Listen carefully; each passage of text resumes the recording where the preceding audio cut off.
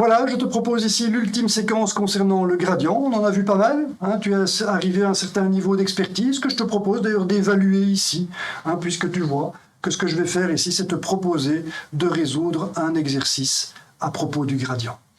Hein, donc, je vais résoudre cet exercice avec toi, mais je vais te demander d'anticiper les différentes étapes de résolution au travers desquelles on doit passer pour résoudre cet exercice. Et si tu arrives donc à répondre à chacune de ces étapes, ben, ça veut dire que tu maîtrises bien la situation, que tu maîtrises bien le concept de gradient et tout ce qui tourne autour, tel que le concept de dérivée directionnelle. Voilà, cet exercice est en fait comparable à une question d'examen que ton professeur pourrait te donner pour évaluer ta maîtrise de la notion de gradient. Voilà, alors comme tu vois, l'exercice que je te propose implique un problème de skieur, un skieur qui se trouve ici sur une montagne, enneigée bien entendu. Alors pour te poser le problème, je vais te proposer ici de décrire la montagne mathématiquement. Alors pour ça, j'utilise bien sûr la notion de fonction de deux variables. La fonction h de xy, c'est la fonction altitude. L'altitude va dépendre des coordonnées dans le plan x, y. En fonction de l'endroit où je suis en x et y, j'ai une hauteur qui sera chaque fois différente. Ça représente bien le relief d'une montagne. Je peux très bien dire que la montagne peut être décrite par une fonction h de xy. Alors voilà. Tu vois que x est l'axe qui va du sud vers le nord, c'est donc l'équivalent de l'axe des latitudes, alors que y est l'axe qui va de l'ouest vers l'est, c'est l'axe des longitudes. Mais je ne vais pas décrire x et y en degrés de latitude et longitude, je vais utiliser des mètres des distances. Je ne vais pas prendre non plus l'équateur et le méridien de Greenwich comme origine pour compter les valeurs de y et de x. Je vais tout simplement donner x et y en mètres à partir donc de l'origine ici. L'origine que je prends est tout simplement comme étant la position du sommet de la montagne. Voilà. Ceci étant dit, donc je peux déjà te donner la position du skieur. Voilà, le quadrillage qui est ici correspond en fait, pour un carreau, ça correspond en fait à un déplacement de 10 mètres ici, le long de l'axe X, et de 10 mètres le long de l'axe Y. Voilà, donc on voit que le skieur se trouve à 10, 20 en X et à 10, 20, 30 en Y. Je suis donc bien au point de coordonnées 20, 30, exprimé en mètres. Très bien, ça c'est la position du skieur. Voilà, maintenant, ce skieur se trouve sur une certaine montagne, je n'ai pas encore donné la forme de la montagne. Tu vois que la forme est assez régulière, je peux représenter une montagne bien régulière comme ceci à l'aide de ce qu'on appelle un paraboloïde. Je pars d'une certaine altitude quand x et y valent 0, c'est l'altitude h0, c'est l'altitude ici que j'ai en l'origine, je suis en 0, j'ai une certaine altitude, ça c'est h0. Voilà. Et ensuite, à partir de h0, je descends de façon très progressive, de manière parabolique. Tu vois que c'est une parabole inversée avec moins ax carré. Quand je m'éloigne en x, je descends. Quand je m'éloigne en y, je descends aussi. C'est bien ce qu'on appelle un paraboloïde, puisque j'ai une parabole en x ici et une parabole en y. Voilà, alors pour A ici, pour h0, j'ai choisi 710 mètres. C'est pas un hasard, c'est l'altitude de la Belgique. Effectivement, en hiver, en Belgique, on peut skier également, même si ce n'est pas très haut. Voilà, pour A ici, j'ai choisi une valeur fictive, bien entendu, 15, 10 moins 3 mètres, moins 1, c'est bien des mètres moins 1 que j'ai ici, c'est très important, c'est 1 sur des mètres. Pourquoi? Parce que si x est donné en mètres, ce qui est bien supposé ici, tu vois que je travaille en mètres, j'ai des mètres carrés fois des mètres moins 1, ça va bien me donner des mètres comme résultat. C'est important, bien sûr, mètre carré divisé par mètre, ça me donne bien des mètres qui décrivent bien une altitude. Une altitude, c'est une longueur qui s'exprime bien sûr en mètres, comme le montre ici les 710 mètres. C'est bien cohérent. Ok. Alors qu'est-ce que ça veut dire? Ça veut dire que si je m'éloigne de 10 mètres, c'est-à-dire si je fais un carreau ici, à partir de l'origine, dans la direction de l'axe X, je vais descendre de 10 au carré, c'est-à-dire 100 fois 15, 10 moins 3. 100 fois 10 moins 3, c'est 10 moins 1 fois 15, ça fait 1,5 10 moins 1. Ça veut dire que je descends de 1,50 m en m'éloignant de 10 mètres. Et pour le B ici, je vais choisir 12, 10 moins 3. Ça veut dire que je descends de 1,20 m. Je descends donc moins dans la direction Y que dans la direction X. Voilà. Voilà. Alors il se fait qu'on a affaire à un skieur qui est un scientifique et qui est à la fois prudent. Et il hésite ici sur la direction à prendre. S'il descend trop vers l'axe X ici, ben, il descendra plus puisque le A est plus grand que le B. S'il descend trop vers l'axe Y, ben, il descendra moins, il va s'ennuyer. Bref, il a envie de trouver une pente adéquate. C'est un problème fictif, hein, bien sûr. Donc voilà, pour ça, il va prendre une boussole et il va s'en aller ici avec une certaine direction par rapport au nord. Il va prendre tout simplement ce qu'on appelle son cap. Quel cap va-t-il prendre pour avoir une pente ici raisonnable à descendre? Alors voilà, il va descendre dans une certaine direction, hein, c'est ce que j'appelle le cap ici, voilà la direction de la descente, et cette direction fait 20 degrés. Et il se demande si ces 20 degrés sont un bon choix. Est-ce que descendre avec ce cap-là, qui est un cap nord-nord-est, on pourrait dire, hein, de 20 degrés, est-ce que c'est un bon choix? Est-ce que je ne vais pas descendre trop vite? Est-ce que je ne vais pas descendre trop lentement? Voilà la question qu'il se pose. Quel est l'angle de la pente ici qu'il va franchir? C'est le problème que je te propose. Alors, tu es d'accord que ce n'est pas un problème évident. On ne va pas résoudre ce problème d'un claquement de doigts. Clairement, on est face ici à un problème ardu. Je te propose une expression mathématique ici pour le relief de la montagne. Je te donne la position du skieur, je te donne la direction dans laquelle il va partir, c'est 20 degrés par rapport au nord. Et connaissant ça, je te demande l'angle de la pente qu'il va suivre avec ses skis. Tu es d'accord que c'est pas facile. Alors voilà, c'est le problème que je te propose. Et la première chose que je te demande ici, c'est comment faire? Comment est-ce qu'on va aborder ça? Tu peux éventuellement arrêter l'image pour prendre un temps de réflexion, pour voir si tu trouves toi-même la façon d'aborder ce problème. Alors moi, je vais continuer à parler, bien sûr. Voilà, je vais tout simplement réagir comme tu devrais le faire, comme tu le ferais peut-être spontanément. Je suis devant ce problème, je vois que c'est un problème complexe, je suis déstabilisé, je ne sais pas trop quoi faire a priori comme ça, je réfléchis et je me demande bien, en prenant un peu de recul, à quoi ça fait appel. Alors pour savoir à quoi ça fait appel, il faut un petit peu prendre du recul, comme je le dis. Tu dois voir ici, effectivement, j'ai affaire à une fonction de deux variables, j'ai un problème de pente. La pente, ça fait penser à la dérivée, bien sûr, d'une fonction. Et en même temps, j'ai un problème de direction. Dérivée, direction, ça, naturellement, bien sûr, ça me fait penser à la notion de dérivée directionnelle. C'est ce qui doit se passer dans ton esprit. Quand tu vois ce genre de problème ardu, tu dois prendre un peu de recul, te faire confiance et te dire que tu trouveras le cheminement, tu trouveras le contexte dans lequel tu pourras résoudre ce problème.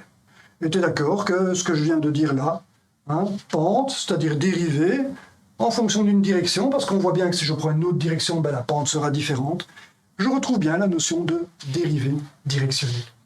Et ça, tout de suite, ça doit te mettre à l'esprit l'image que j'ai construite avec toi ici sur la dérivée directionnelle. Voilà le concept de dérivée directionnelle. Et on voit ici ce rapport de dH sur dL qui est décrit ici. dH, c'est l'accroissement de la fonction qui correspond à un certain déplacement de longueur dL dans une direction donnée. C'est bien ça qu'on appelle la dérivée directionnelle. Elle est directionnelle parce que la valeur du dH ici va dépendre de la direction dans laquelle je suis. Et ça, je le reconnais ici tout de suite. Je vois effectivement que j'ai une direction que je peux appeler 1L, la voilà, qui correspond au vecteur déplacement initial ici que le skieur va effectuer. Ce déplacement va se faire avec un certain angle dont il se demande quelle est la valeur. Donc voilà, je vois très bien que je suis dans le bon en mobilisant ici, dans mon esprit, ce concept de dérivée directionnelle. On pourrait déstabiliser ici par le fait que là j'ai une pente qui est négative alors qu'ici elle est positive. Bien sûr, je l'avais représenté par défaut ici comme étant une pente positive. Mais on sait que les pentes négatives existent. On sait bien que dans certaines directions, si le DL est différent, si le DL est dans une autre direction, si le 1L est différent, le DH pourrait très bien être négatif. Donc voilà, on peut très bien généraliser ce petit schéma ici à des angles négatifs, à des pentes négatives. Donc voilà, maintenant le problème n'est pas vraiment un problème de dérivée directionnelle puisqu'on me demande un angle. Alors je te pose la question, quel est le lien entre l'angle et cette dérivée directionnelle, ce concept de dérivée directionnelle? Je te laisse réfléchir de nouveau, tu peux éventuellement arrêter l'image pour y répondre à ton aise. Moi je continue bien sûr, mais c'est évident, l'angle phi qui est ici, son équivalent, il est là, c'est l'angle que fait la pente. dans la direction 1L. Voilà la pente, voilà l'angle qu'elle fait. C'est phi qui est ici. Et là, on a tout de suite la réponse, bien sûr, cet angle. Je vais le connaître à partir du moment où je connais la dérivée directionnelle. Pourquoi? Parce que je vois que le rapport de DH sur DL, c'est la tangente de cet angle. Effectivement, DL fois la tangente de phi, c'est DH. DH sur DL, qui est là, n'est rien d'autre que la tangente de cet angle phi. Ça veut dire ça que dès que je trouve la dérivée directionnelle, je connais phi. Comment est-ce qu'on connaît phi à partir de la connaissance de la dérivée directionnelle? De nouveau, je te demande d'anticiper ici. Tu as sans doute la réponse, tu sais très bien que quand on connaît la tangente d'un angle, cet angle, on peut le calculer. C'est tout simplement, l'angle sera donné par l'arc dont la tangente vaut ici la dérivée directionnelle. Et donc voilà, on sait qu'on va pouvoir répondre au problème à partir du moment où on aura la dérivée directionnelle dans la direction donnée, c'est-à-dire de 20 degrés par rapport au nord, à partir de la position donnée qui est 20, 30 mètres en coordonnées x, y.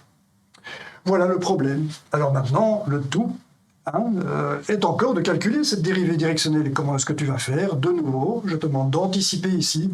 Comment fait-on pour calculer une dérivée directionnelle? Voilà, la réponse est à l'écran, tu le vois bien. Ça, c'est la définition de la dérivée directionnelle. Il suffit de faire le produit scalaire du gradient avec le vecteur unitaire dans la direction du déplacement. Voilà, alors le gradient, peut-être que tu n'es pas encore familier avec ça, mais est-ce que tu te sens capable de calculer ce gradient? Je te laisse réfléchir à comment faire. Qu'est-ce que le gradient d'une fonction de deux variables ici? Réfléchis un peu avant que je le réponde moi-même. Comment est-ce que tu calcules le gradient d'une fonction? Oui, tu t'en rappelles probablement, c'est tout simplement donné par un vecteur dont les composantes sont les dérivées partielles en x et la dérivée partielle par rapport à y. On va donc avoir un vecteur qui sera d de h sur dx, dh sur dx fois 1x plus dh sur dy fois 1y. La dérivée partielle par rapport à x, c'est très facile à calculer. Je dois dériver cette fonction en considérant que y est une constante, bien sûr, puisque c'est une dérivée partielle. Et donc, h0 est une constante, pas de contribution à la dérivée. La dérivée d'une constante, c'est 0. La dérivée de la deuxième constante que j'ai ici, puisque y est une constante, moins by carré est une constante, ce sera 0. Je n'ai que ceci à dériver, ce sera moins 2ax. Même chose pour la dérivée partielle par rapport à y, ce sera moins 2by. Et voilà le résultat. Voilà le vecteur gradient que tu vas avoir. En tout point x, y, tu connais le vecteur gradient. C'est moins 2ax, 1x, moins 2by, 1y. Voilà, ça c'est la première partie. Le vecteur 1L maintenant. Demande-toi comment tu vas faire pour calculer le vecteur 1L. Réfléchis, arrête l'image si tu veux, si tu vas avoir plus de temps. Tu vois le vecteur 1L ici, tu connais l'angle alpha, il vaut 20 degrés. Que vaut quelle est l'expression de ce vecteur 1L? Voilà, je suppose que tu as réfléchi. C'est un vecteur qui a comme module la valeur de 1. Tu vois qu'en x, sa composante en x sera donnée par la projection cosinus, alors que la composante en y va tout simplement donner la projection sinus. On a déjà vu ça dans les autres leçons. Et on a donc ici tout simplement l'expression du vecteur unitaire dans la direction alpha du déplacement. Cosinus alpha 1x plus sinus alpha 1y. L'étape encore à franchir maintenant, c'est de calculer ce produit scalaire. Comment calcule-t-on le produit scalaire de deux vecteurs? De nouveau, je te laisse réfléchir. Là, c'est quand même très facile. Là, on sait bien que le produit scalaire est donné par la somme des produits des composantes homologues. Je prends les composantes en x, je les multiplie entre elles. Je prends les composantes en y, je les multiplie entre elles et j'additionne le tout. Moins 2ax cosinus alpha, moins 2by sinus alpha, le résultat du produit scalaire, le produit scalaire qui n'est rien d'autre que la dérivée directionnelle, c'est-à-dire la tangente de l'angle qui nous intéresse. Voilà. Et ceci, est-ce que tu es capable de le calculer, ceci? Peut-être que ça t'apparaît abstrait, ceci. Ça ne doit pas être le cas, puisque, effectivement, on connaît tout ce qu'il y a dans cette expression. Le A, pas de problème, il est là, 15, 10, moins 3. Le B, pas de problème, 12, 10, moins 3. peut-être que ce qui est un peu abstrait pour toi, c'est le x et le y ici. X et y, pour le moment, ce sont des variables, mais il est clair que si je m'intéresse à la pente en un point, qui est la pente en la position du skieur ici, ben, ce sont forcément ces valeurs de x et de y là que je dois utiliser. Je vais donc utiliser ici 20 mètres et 30 mètres, que je vais multiplier donc respectivement par 15 10 moins 3 mètres moins 1 et 12 10 moins 3 mètres moins 1. Et pour le cosinus de alpha, ben, il suffit de prendre le cosinus de 20 degrés que tu as calculé, le sinus de 20 degrés que tu as calculé, tu calcules le tout et tu verras, si je ne me suis pas trompé, tu vas tomber sur moins 0,81. Ça, c'est donc la valeur de ce produit scalaire qui n'est rien d'autre que la valeur de la tangente de l'angle qu'on recherche. Et maintenant, ben on l'a déjà discuté tout à l'heure, comment trouver l'angle phi, en prenant l'arc dont la tangente vaut moins 0,81. Tu fais ça sur ta calculette et tu vas obtenir moins 39 degrés. Voilà. Le skieur scientifique ici, qui connaît la forme mathématique de la montagne, sait que s'il s'éloigne avec un cap de 20 degrés par rapport au nord, eh bien, il va descendre une pente de 39 degrés. Et ça le satisfait parce que c'est une belle pente, déjà assez impressionnante en ski, mais au moins, il va bien s'amuser. Voilà, c'est ici que se termine ce petit problème, ce petit exercice. J'espère que tu as bien réussi à répondre de façon anticipée aux différentes questions que j'ai posées, différentes étapes par lesquelles on est passé. Si c'est le cas, eh bien, je te félicite, tu es devenu un expert en matière de gradient. Maintenant, tu pourras interpréter notamment ces modèles mathématiques ici, qui sont proposés dans ces 4 exemples ici. Rappelle-toi, je vais prendre celui-ci, c'est le seul que je prendrai ici. C'est l'équation de la chaleur, de la diffusion de la chaleur. La chaleur, le flux de chaleur est proportionnel à l'opposé du gradient avec un coefficient qui est le coefficient de conductivité thermique. Voilà, ceci indique tout simplement que le flux de chaleur va dans le sens inverse, dans le sens opposé au gradient. Alors voilà, ici on voit un gradient, on sait bien que la température est d'autant plus élevée qu'on se rapproche du jaune, du blanc ici. Chauffer à blanc, ça veut dire qu'on chauffe à 4000, 5000 degrés. Le rouge est un peu plus chaud, on a 1000, 2000 degrés peut-être. Voilà. Voilà, je peux avoir une idée ici, grâce à ma connaissance du gradient, je peux connaître le sens du gradient. Je sais que le gradient est toujours perpendiculaire aux courbes de niveau, et une courbe de niveau, elle est visible ici. La courbe qui sépare le rouge du jaune, je suis dans l'orangé ici. Tout ça, c'est les mêmes températures, c'est donc une courbe de niveau, et je sais que le gradient, il est perpendiculaire dans cette direction-là, vers les valeurs plus grandes de température. Ça veut dire, je suis maintenant capable d'interpréter ceci, je sais que la chaleur va dans l'autre sens. Voilà, tu es maintenant devenu capable d'interpréter ce genre de modèle mathématique de la réalité physique. Et donc je te félicite, bien sûr, pour ce niveau d'expertise. De façon ultime, tu seras peut-être amené dans ta vie de scientifique à toi-même proposer des modèles. Alors là, ça te demandera une maîtrise peut-être encore plus grande de la notion de gradient, mais voilà, il se pourrait très bien que ça t'arrive si tu te destines à des études scientifiques poussées. Voilà, c'est donc fini ici pour le gradient. Alors on rencontrera encore le gradient, bien sûr, quand on abordera ce genre de problème, mais là, ce sera utilisé comme un outil, exactement comme on utilise la dérivée ou l'intégrale. Je n'insisterai plus sur la signification du gradient, je suppose que c'est acquis. Voilà, encore une fois, je te félicite, je te remercie pour ton attention et te dis à très bientôt.